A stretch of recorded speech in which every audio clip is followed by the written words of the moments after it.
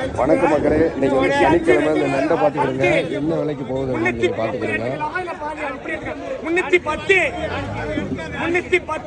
எடைக்கு குறிக்கிறாப்புல அப்படியே எடுத்து நீங்கள் எடையை போட்டு காசு கொடுத்துட முடியாது. 310 ரூபா அங்கைகள்.